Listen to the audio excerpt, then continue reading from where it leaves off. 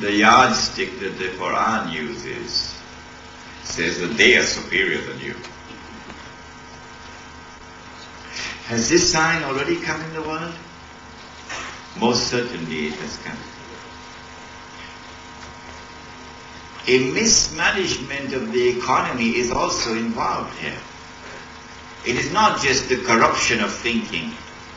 It is not just people with the mental and intellectual acumen of naked, barefooted shepherds in charge of the economy and the state. It's more than that. It is a mismanagement of the resources of the society. At the same time that you're building these high-rise buildings,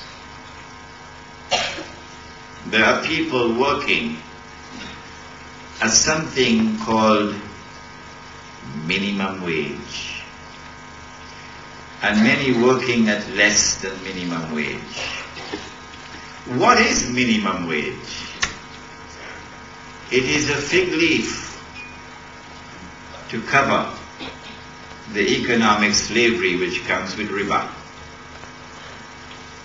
The market in Islam, and someone could teach these prime ministers perhaps one day, the market in Islam is a free and a fair market. No prices are fixed. Not in the market of Muhammad ﷺ. In your market, yes, but not in his. A man came to the Prophet ﷺ and said, "O Messenger of Allah, prices are too high, fix the prices, price control." The Prophet said no. The man came back a second time. You've got to be brave to do that, eh? Came back a second time. "O Messenger of Allah, fix the prices, price control." The Prophet said no. The man came back a third time. "O Messenger of Allah, fix the prices, price is too high. Establish price control." The Prophet said no. 3 times he said no. He said, "But we can pray to Allah to bring down the prices. Increase of supply would cause prices to go down." And so the market in Islam is a market in which there are no fixed prices. Not for merchandise, not for commodities, and not for labor. It's a free market. But they have to impose price controls for rice in Indonesia, for rice, for basic necessities of life. And they have to impose price control on labor. Labor. So that the laborer can get a minimum wage. But the minimum wage that they pay is less than what that person ought to get, what Allah is giving to him, with which you can maintain yourself and your family. But he replies and he says, "We cannot afford to pay that wage because we don't have the money." You have the money to build high-rise buildings, but you don't have the money to pay a just wage by removing all price controls and allowing a free market to operate. When the free market operates, and then the laborer goes down into slave wages, then the laborer's eyes will open. This is slavery. And then he will revolt against the system. That's why they have to put minimum wages. Around the world, including Uncle Sam's country. Minimum wage. And then he came to the second sign. The first sign, riba is involved, riba. And then he came to the second sign, with which we're going to spend a little time tonight. He said, "You will see the slave woman giving birth to her mistress. And تَلِدَ الْأَمَةُ رَبَّتَهَا." How can a slave woman give birth to her mistress?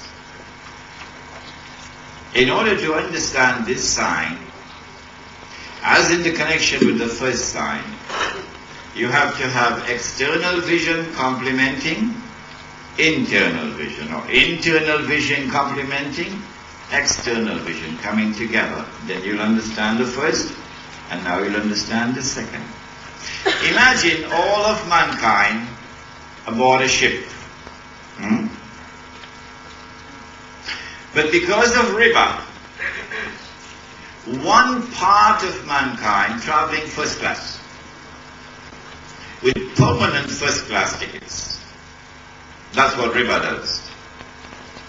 When an economy is based on riba, the rich will now remain permanently rich, and the poor will be imprisoned in permanent poverty. Wealth will no longer circulate through the economy. That's the world today. That is their capitalist economy today. The rich are now permanently rich and growing richer. The poor are now permanently poor and growing poorer. And the number of poor constantly expanding. That's riba. One form of riba, of course, is borrowing and lending money on interest. Allah made it haram. The Prophet ﷺ cursed all four. All four. And he said that they were all equally guilty.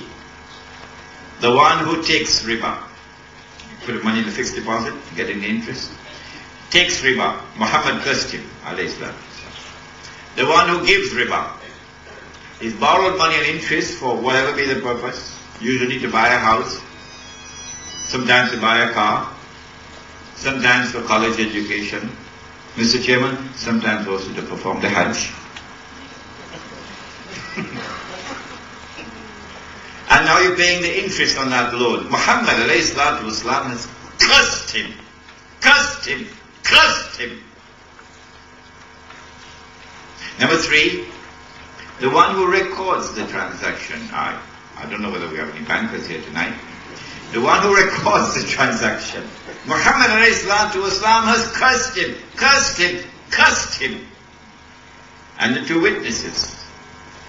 And he said that they were all equally guilty. And so all of mankind is aboard this ship.